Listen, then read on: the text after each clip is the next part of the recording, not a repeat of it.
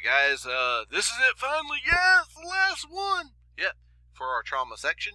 And it has to do with shock and trauma resuscitation. And I'm going to get in, we're going to kind of delve into the actual trying to work a trauma code. But I'm going to give you my 2 cents about trauma resuscitation. And it's simply this, is prevent them from going into an arrest, okay?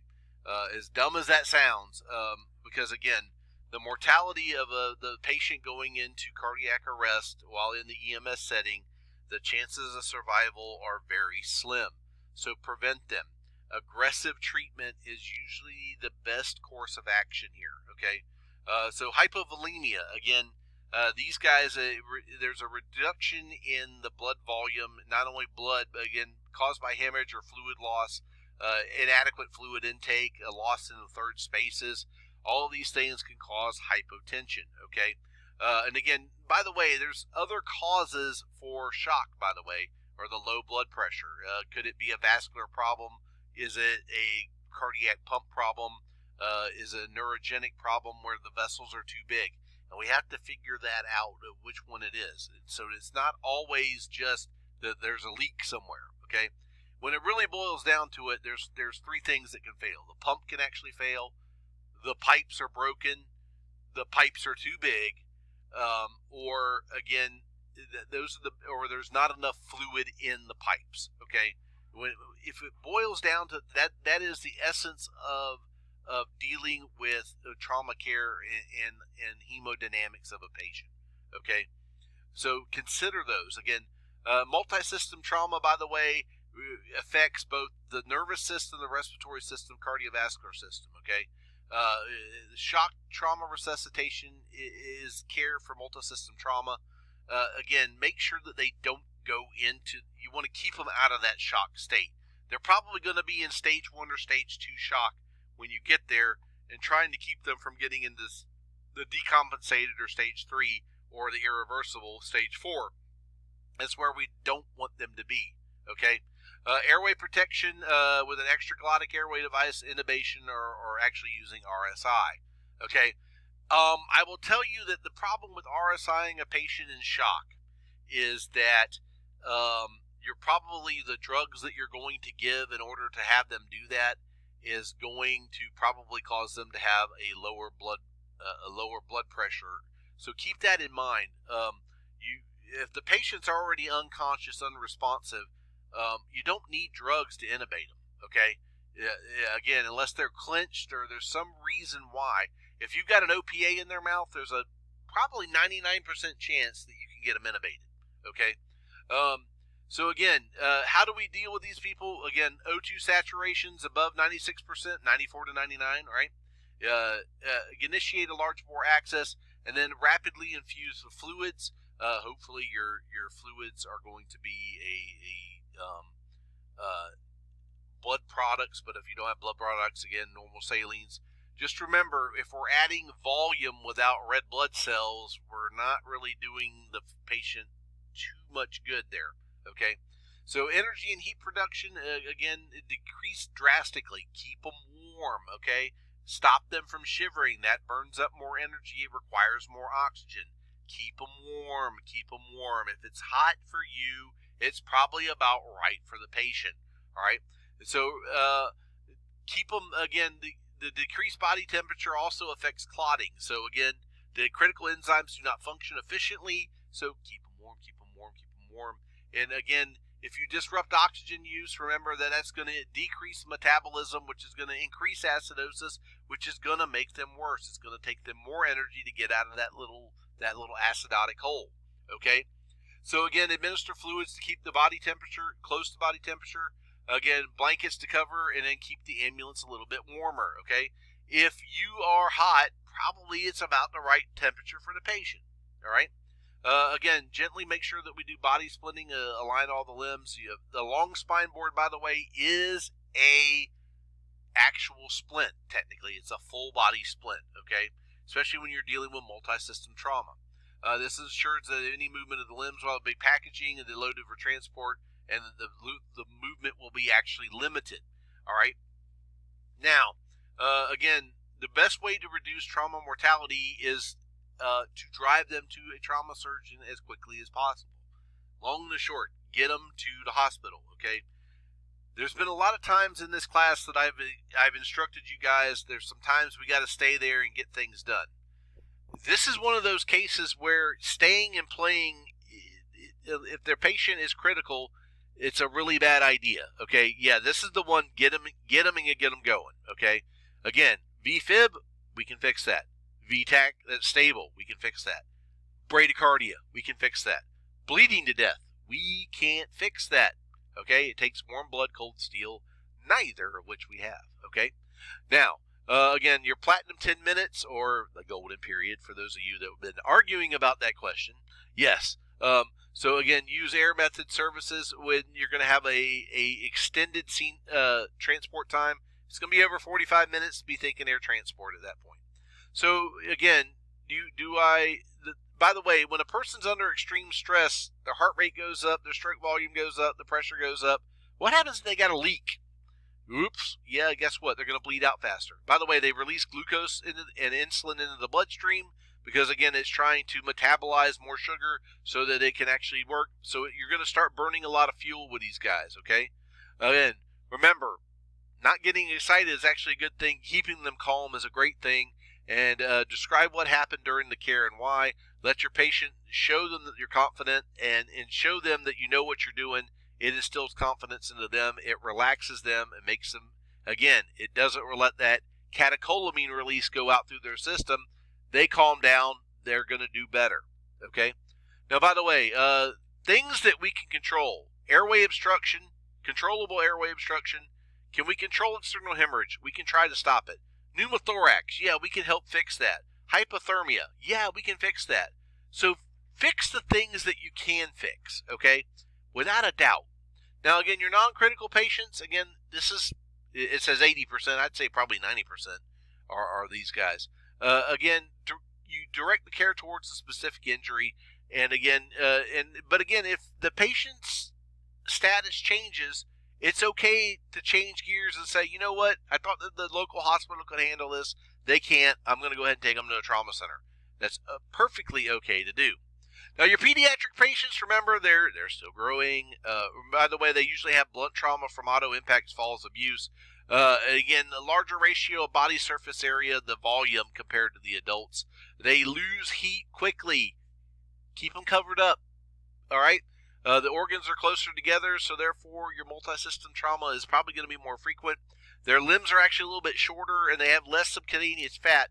They also do not have the glucose stores that like a standard adult has. So they tend to run a little bit on the low side as far as sugars goes, especially when they get stressed, okay? Remember, their tongues are huge. Their heads are proportionately larger. The infants are obligate nose breathers, so we want to make sure that nose stays clear.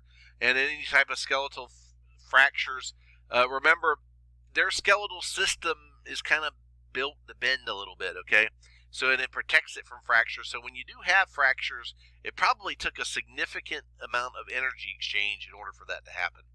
Once the patient can no longer compensate for blood loss, by the way, these guys go from extremely okay to in trouble and quickly into irreversible shock, okay?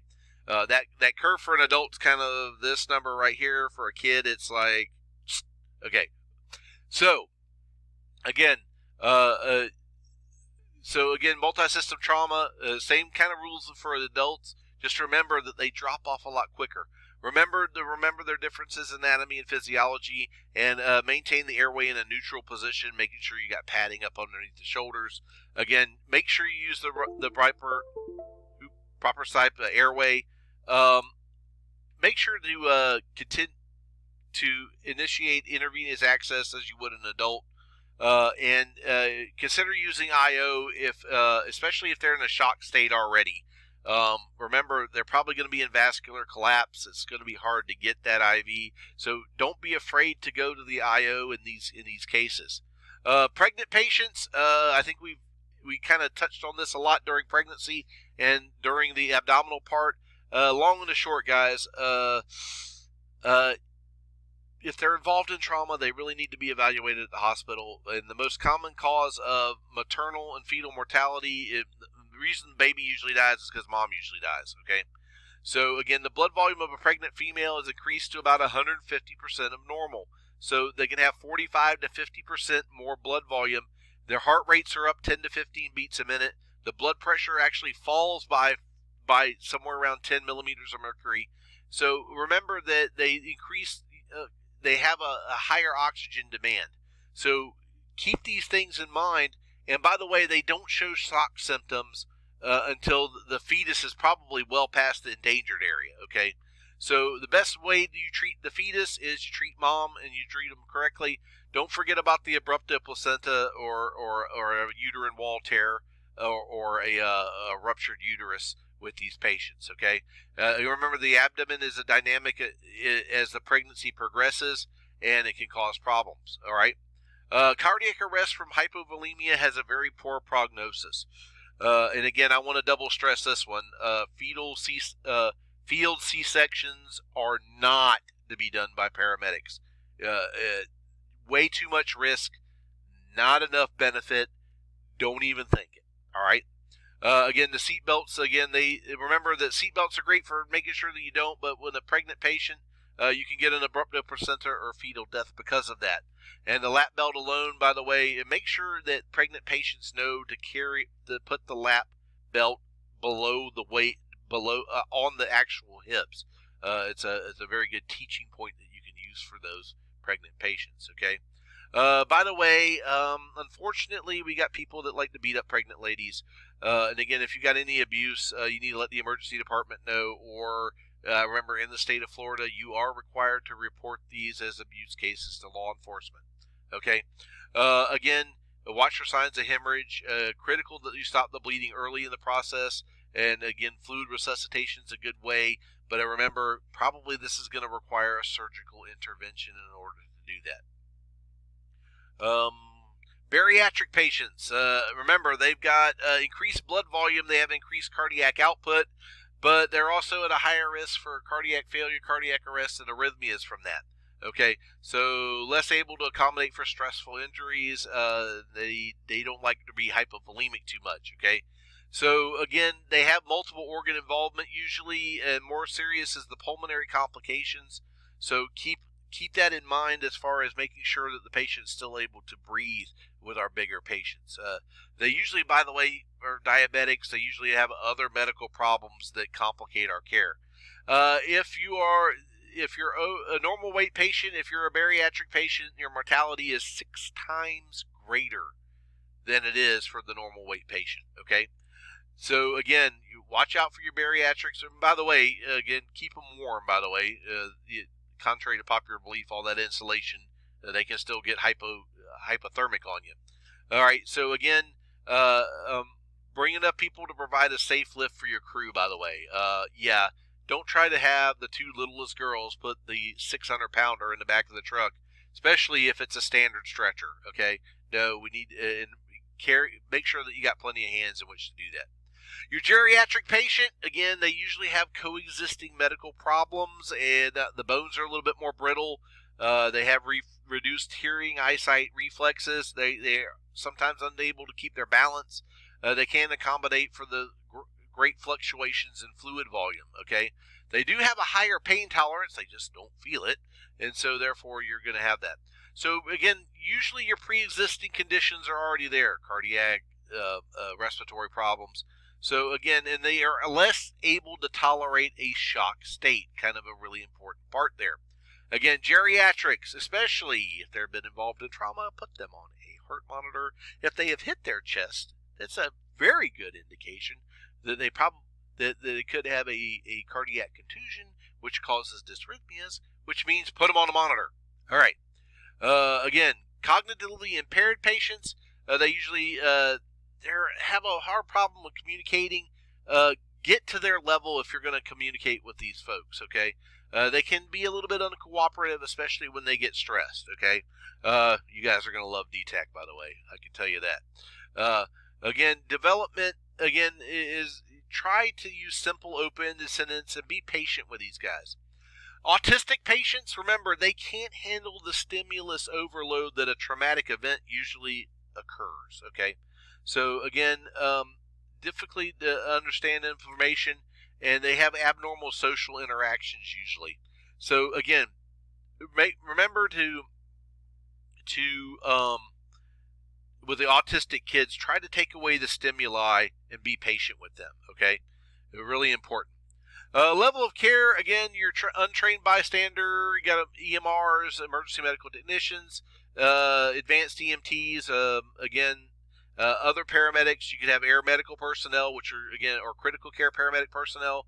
And then you got physicians, nurses, or other technical. Remember, you got to interact with all these people. You can't just do this all by yourself, okay? Make sure, and by the way, it's essential that you discuss everything that happened on a patient transfer. And remember, this needs to be, especially when you're dealing with trauma centers or air medical transport, thorough, quick, precise reporting to them, okay? Air medical, we've already talked about this a little bit. If the transport by ground will exceed, it says 45 minutes here. I'll make it even simpler.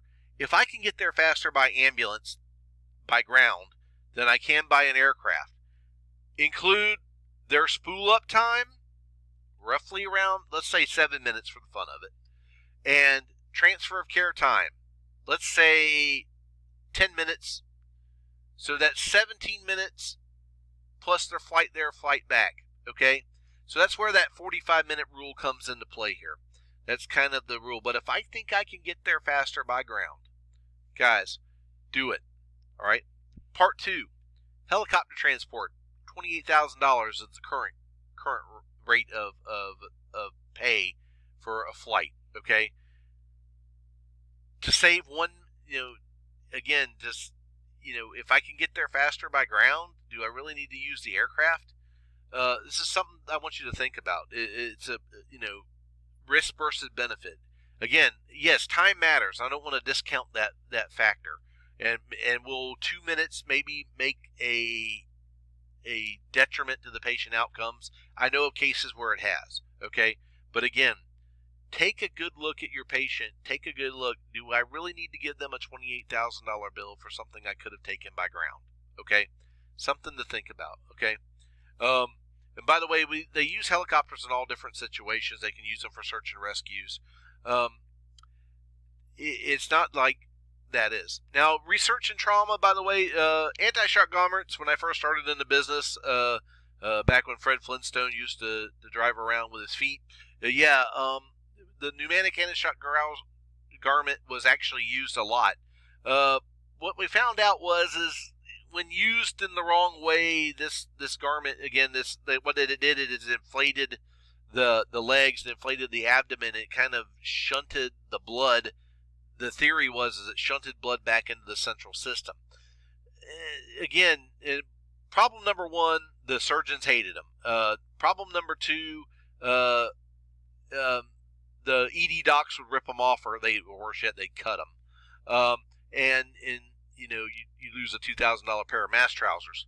But the biggest thing is that it didn't. They found out that in many situations it's detrimental, or it doesn't positively impact patient survival.